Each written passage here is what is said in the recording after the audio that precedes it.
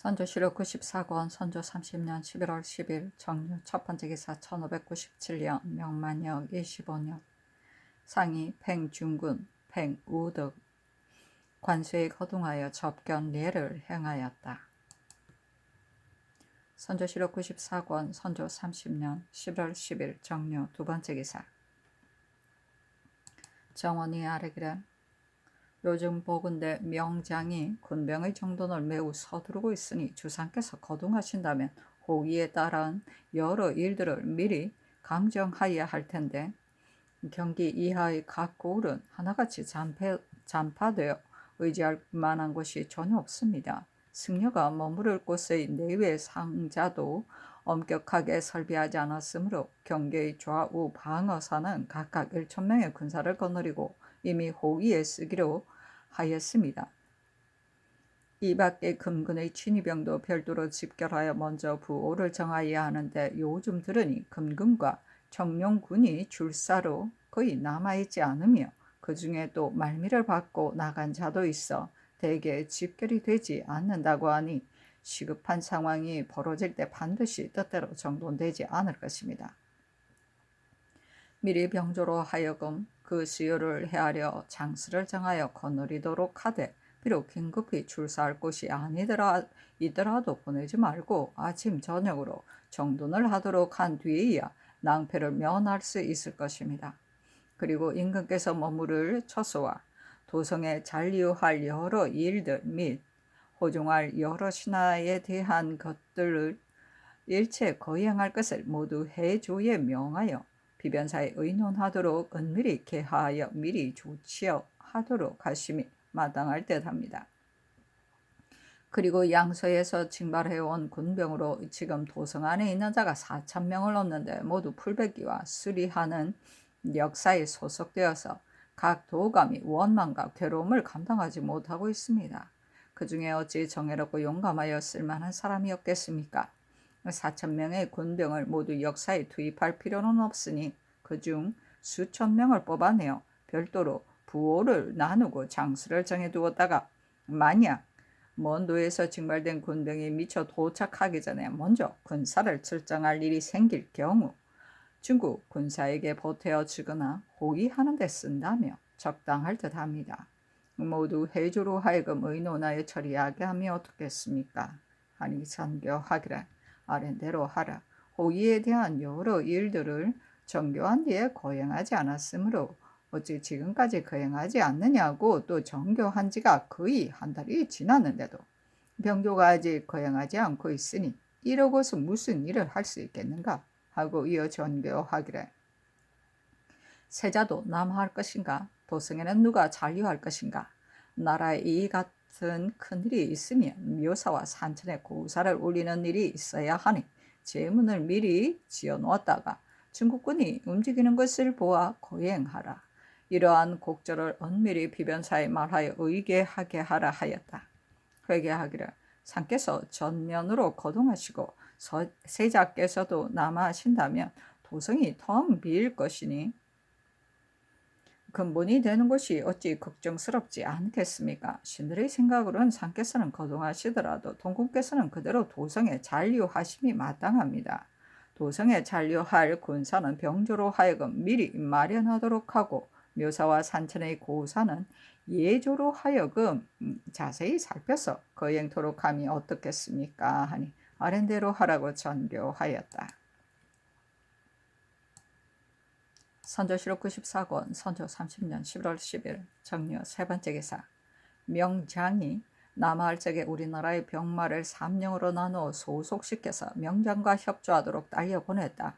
제1령은 충청도 병마 절도사 이시언으로 2,000명을 거느리게 하였는데도 평안도 군병 2,000명을 소속시켰고 제2영은 경상 좌도 병마 절도사 성윤문으로 2,000명을 거느리게 하였는데 방어사 권응수의 군병 200명, 경주 부윤 박의장의 군병 1,000명, 함경 강원도 등의 군병 2,000명을 소속시켰고 제3령은 경상 우도 절도사 정기룡으로 1,000명을 거느리게 하였는데 황해도 군병 2,000명과 경상도 방어사 고원백의 군병 300명을 소속시켰다. 선조실록 94권 선조 30년 11월 10일 정묘 네 번째 기사 영의정 유성룡 행 반 중추부사 연두스 우의정 이 원익이 아래기를 신들이 이러한 때 연일 번거로 이 계사를 올리는 것이 매우 미안합니다마는 어제 윤호를 받지 못하여 부득이 오늘 또 와서 아뢰입니다. 상께서 속히 시행하여 후회를 끼침이 없도록 하라고 하셨으나 신들의 뜻은 이 일을 시행한다면 후회가 커져서 돌이킬 수가 없을 것 같습니다. 이는 큰일이어서 관계되는 바가 가볍지 않으니 삼갑하라건대 신들의 말을 어리석다 하지 마시고 다시 깊이 생각하소서 하니 알았다고 답하였다. 선조실록 94권 선조 30년 11월 10일 정묘 다섯 번째 기사 제도 총병부에 이자하였다. 조선국왕은 외적의 정세가 긴급한 대로 자문을 보냅니다. 본년 10월 28일에 접수한 험차 제독 남북 수력 관병 어회 총병관 후군 제독 부도독 동지의 자문에 마의 자문에 흠차 총독 경락 군무 병부 상서 형의 헌패에 조선이 한산도의 수비가 무너져 남원성이 함락된 뒤부터 해국 남쪽의 병장들은 모두가 제각기 산속으로 도피하고 오직 북쪽으로 평양 일대의 군병뿐이다 라고 했다 하였습니다. 외적은 서생포에서부터 부산, 안골포 등까지 경상 좌우도의 연해 요해지를 마음대로 점거하여 둔거지가 서로 연이었고 수로는 또 죽도, 천성, 가덕 등까지도 적의 군거지가 되어 여러 곳의 적들이 한창 진격하여 나올 적에는 수력의 형세가 다 같이 급했습니다. 소방의 배신들은 적은 군병으로 남아 곳곳에서 차단하여 성윤문, 고은백, 권응수 등은 경주 등 지역에 주둔하여 가 등 청정이 곧장 조령으로 진격할 것에 대비하고 김응서 등은 의령에 있으면서 소서행장이 서쪽으로 운동길을 침범할 것을 막고 원균 등은 수병으로 해루를 차단하여 죽도 가덕도의 적을 막는 등 7, 800리 사이에 수미를 서로 연결하여 이른바 방비하지 않은 곳이 없고 군사를 두지 않은 곳이 없었습니다. 그런데 한산도의 수비가 무너지자 서생포, 부산포, 안고포 등지의 적이 수없이 분산되어 돌격함으로 성윤문, 고원백, 권응수, 박명훈, 이시연 등이 각기 거느리고 있는 군병으로 곳곳에서 추격하였지만 중과 부적으로 상대가 되지 않아 대세를 꺾지 못하였습니다. 적이 곧장 남원으로 치달아 몰아붙이던 7, 8일경에 경상 좌우도의 병장이 미쳐 구원을 가기도 전에 남원이 벌써 함락되어 적이 드디어 깊숙이 들어와 충청으로 향하였습니다.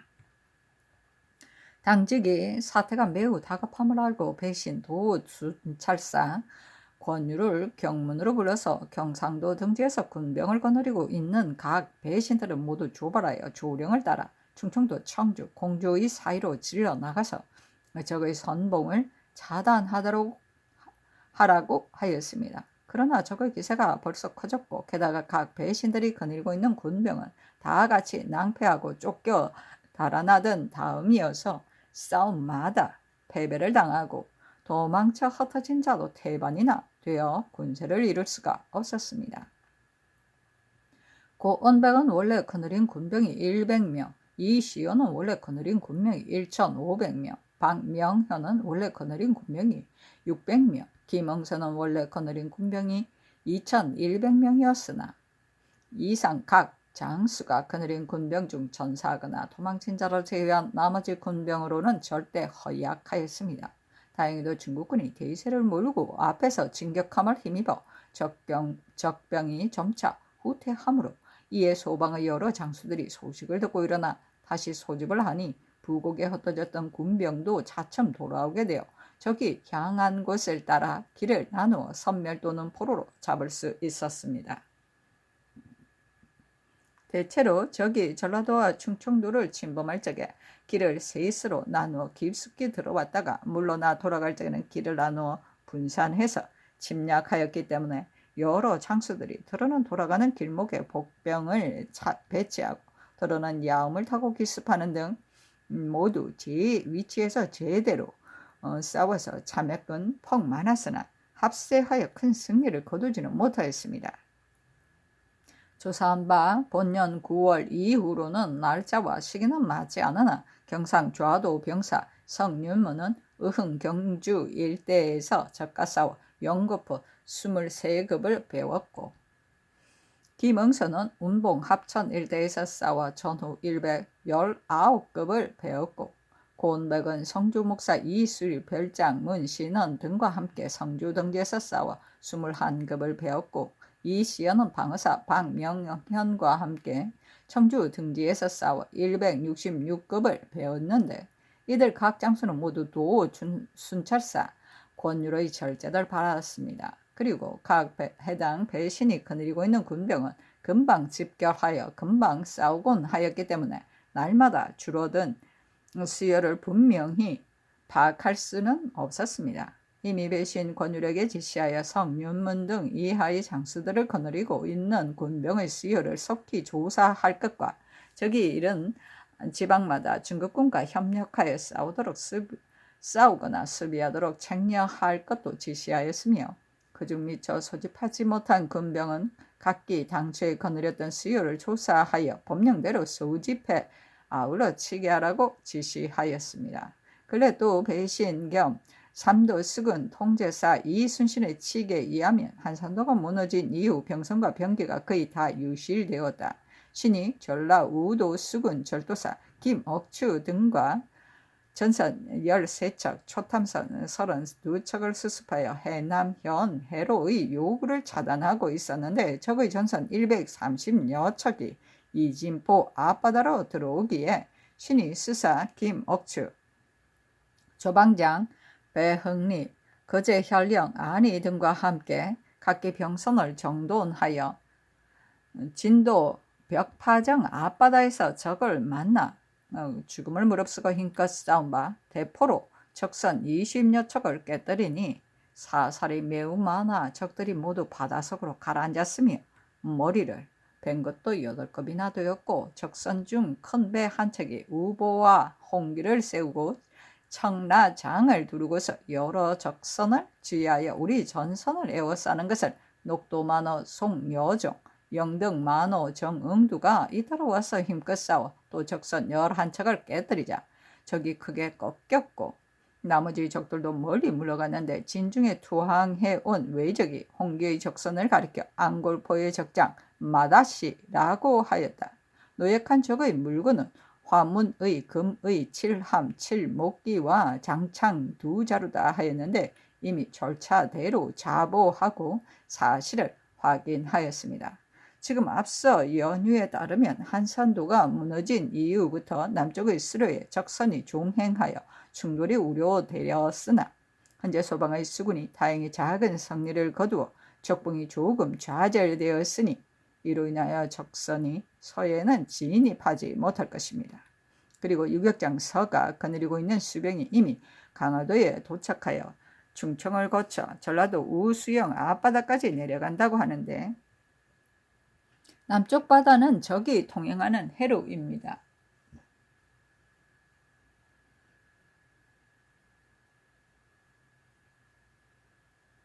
만약 중국의 수군이 기회를 보아 전진한다면 소방의 수군도 그 성세의 의지에 점차 소집을 하여 한산도 일로의 수복을 기도하여 적군의 소탕을 기대할 수 있을 것이니, 이는 다 귀원 및 총독 군문이 승전 계획을 세우고 소방 사람들을 고무시켜 스스로 힘써 떨치고 일어나서 죽음 속에서 살 길을 찾도록 하는 데 달렸습니다.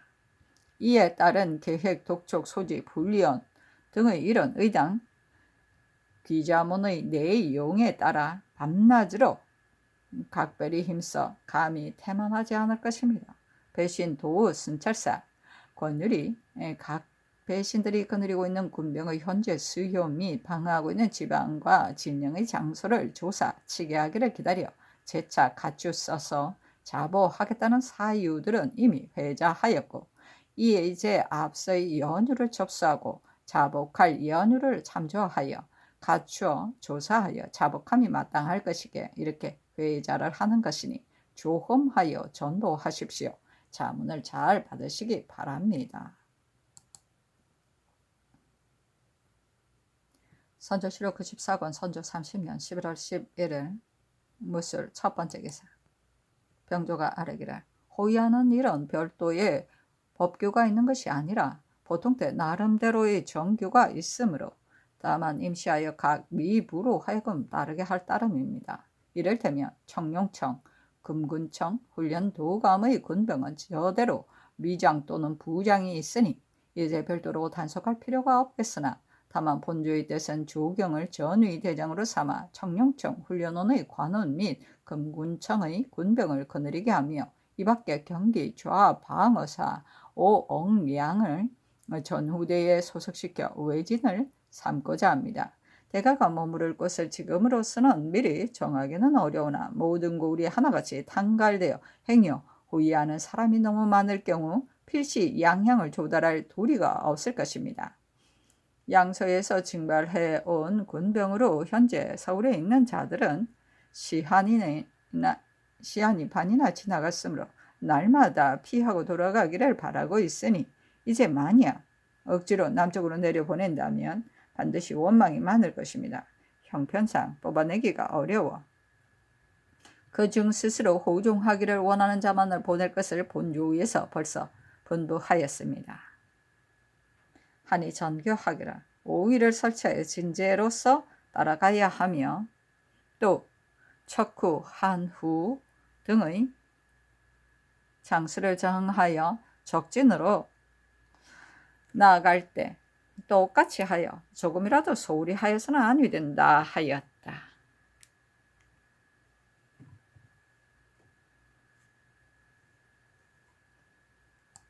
선조실록 94권 선조 30년 11월 12일 기해 첫 번째 기사. 경려의 적반사가 아뢰었다. 경려가 분부하기를 수병을 만약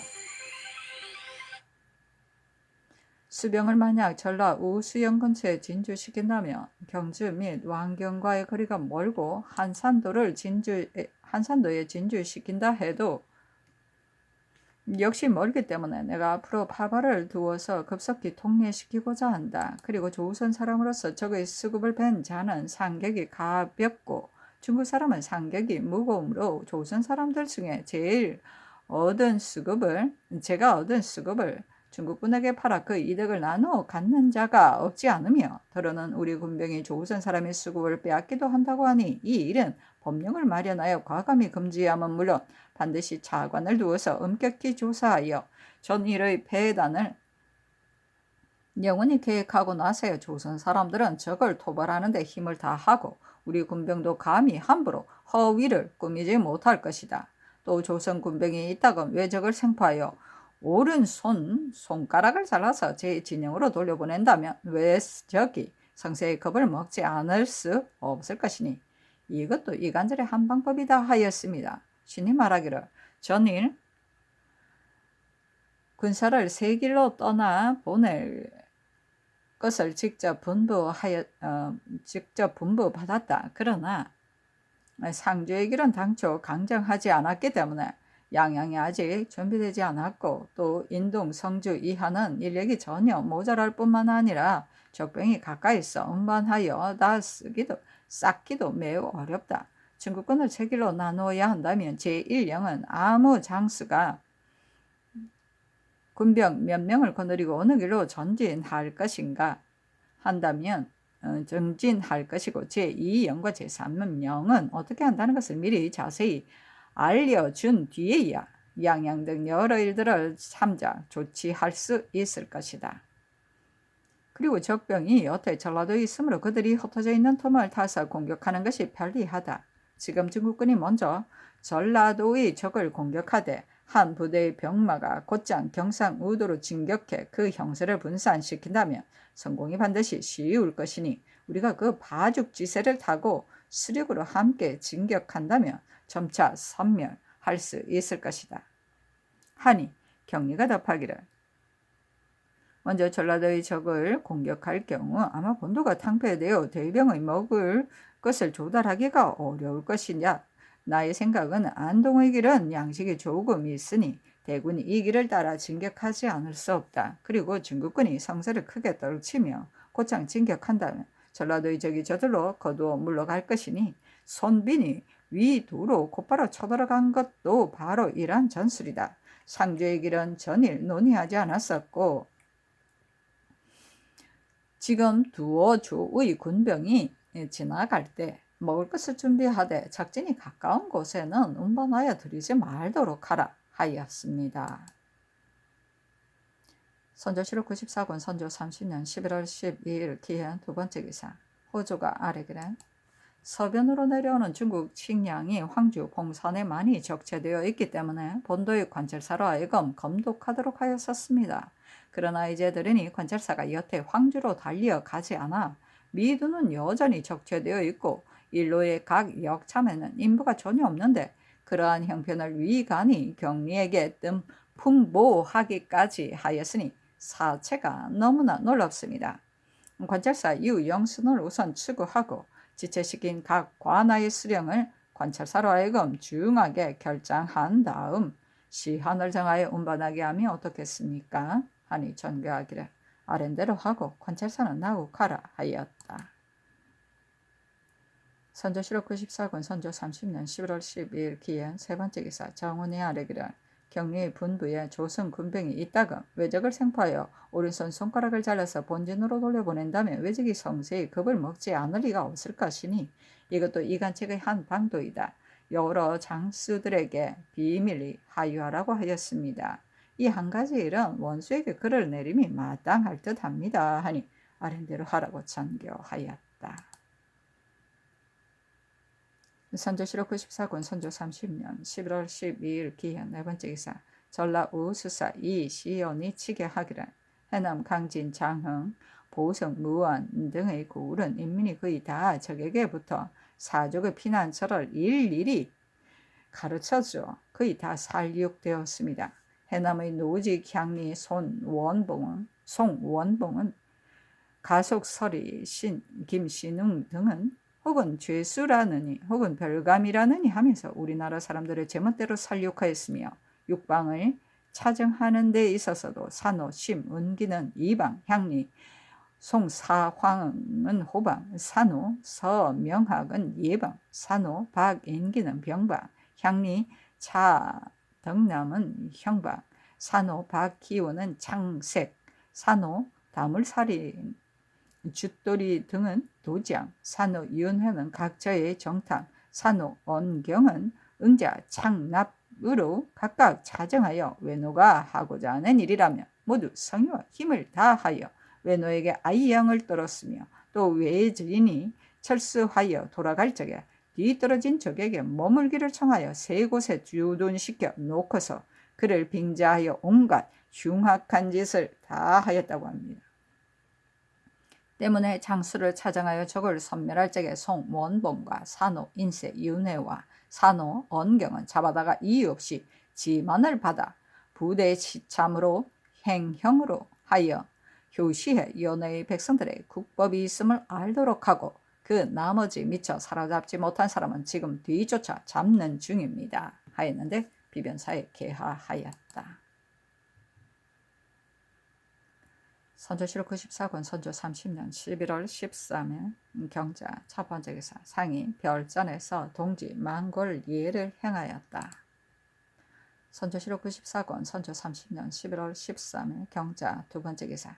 상이 경리 관소에 거동하였는데 경리가 만나주지 않고 사람을 시켜 살해하기를 오늘은 명절이므로 예의상 서로 할애하여 하나 내가 소복한 사람으로 감히 경축의 일을 행할 수가 없어 서로 만나지 못하니 매우 한스럽습니다.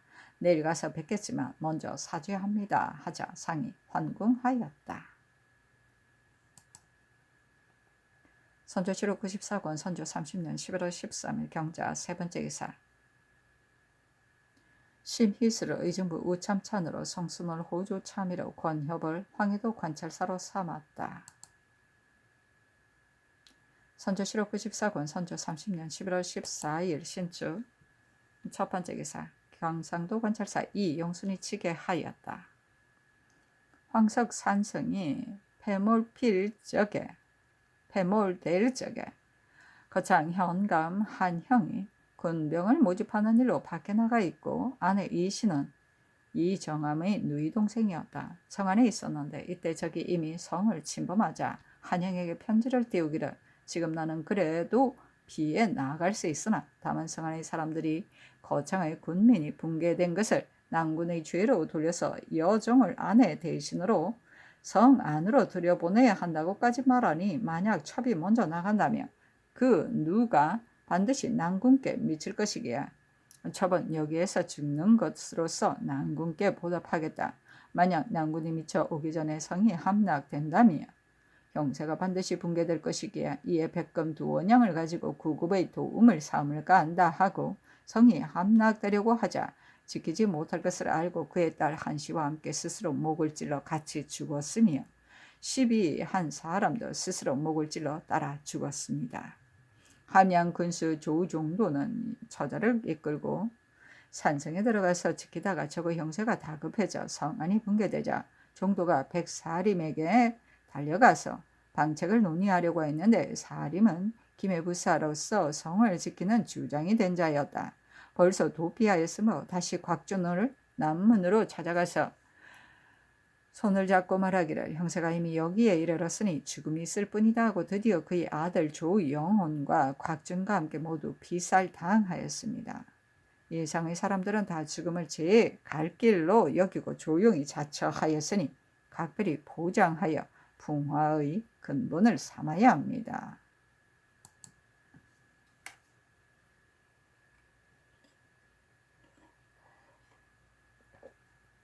선조실록 94권 선조 30년 11월 14일 신축 두 번째 기사. 정은 이점이 와서 아뢰기를 함경의 한도는 사명이 물터물기 때문에 군민의 폐단과 수령 변장의 토색질에 관한 일들을 상달할 길이 없으니 염려되는 단서가 많아 하나만이 아닙니다. 저번에 각도의 순찰사와 안찰사를 설립할 적에 북도 사람들이 가장 혜택을 받았는데 시행한 지 얼마 안 되어 갑자기 언관의 말로 인하여 다같이 폐지하니 물정이 모두 미편해하고 있습니다.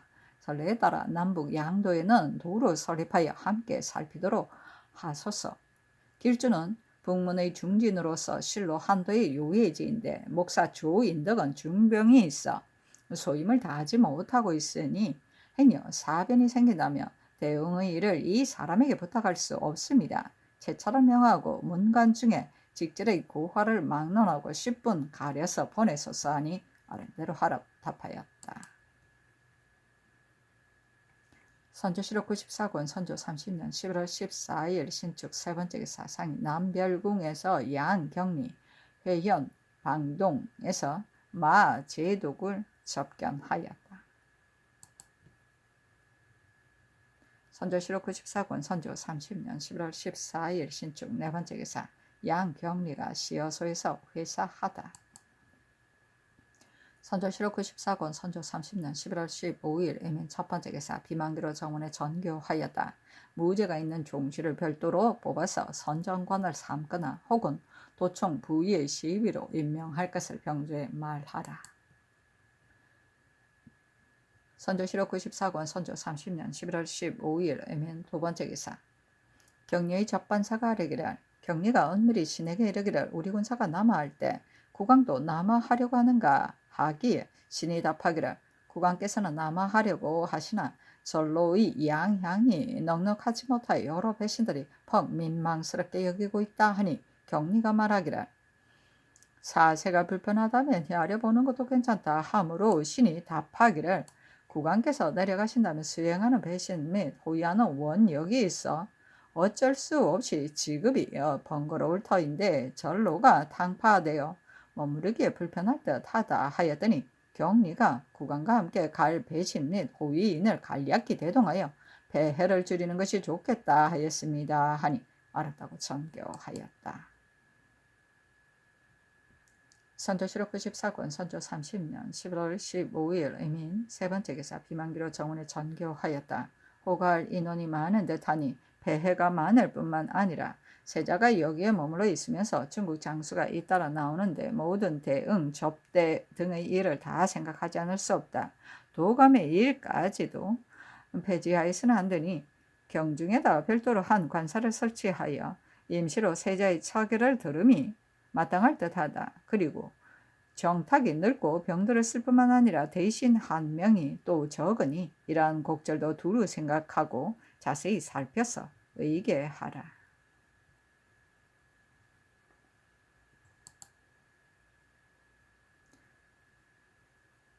선조실록 94권 선조 30년 11월 15일 의문 네 번째 기사 이덕형이 아래기라. 경리가 초탐 군병이 취복한 청정의 방문을 내보이고 말하기를 외노도 인민을 초유하려는 뜻이었는데 본국이 사로잡힌 사람을 초유하는 일에 마음을 다하지 않아서야 되겠는가 하고 이 대간의 품첩을 내보였는데 곡성 구리에 등지 인민이 어육과 주식을 갖추고서 외구가 오래 머물기를 창하며 군량을 앞다투어 운반하는 등 모두 바람에 휩쓸리듯 하니 극히 동안스럽다 하였으니 보기에 미안했습니다. 하니 알았다고 전교하였다. 청정의 방문은 다음과 같다. 경상도 각 주부 군현의 부로 저하수, 별감 등에게 통문한다. 일본의 모 진장이 살길을 가르쳐주는 일이다. 그년의 조선을 살벌한 것은 너희의 죄가 아니다. 조선 국왕이 무도하여 한갑 백성들에게 원망을 살 뿐만 아니라 이웃나라와 불화하고 무례하여 다시 이처럼 살벌을 하였는데도 전혀 강화하여 올 뜻이 없으니 내년 봄에 다시 큰 군사를 일으켜서 남은 백성을 다 죽이기로 계획을 이미 정하였다.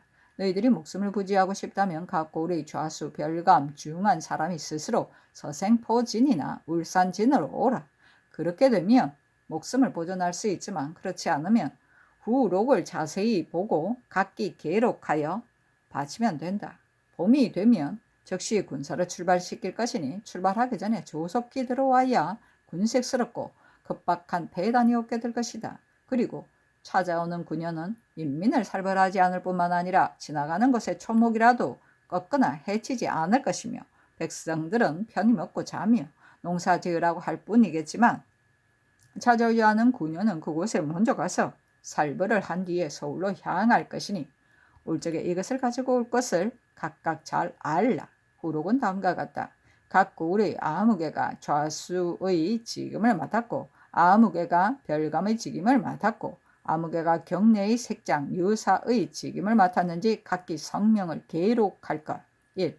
각 고을의 리 면의 수가 얼마이며 전결의 수가 얼마인지를 각기 자세히 기록할 것.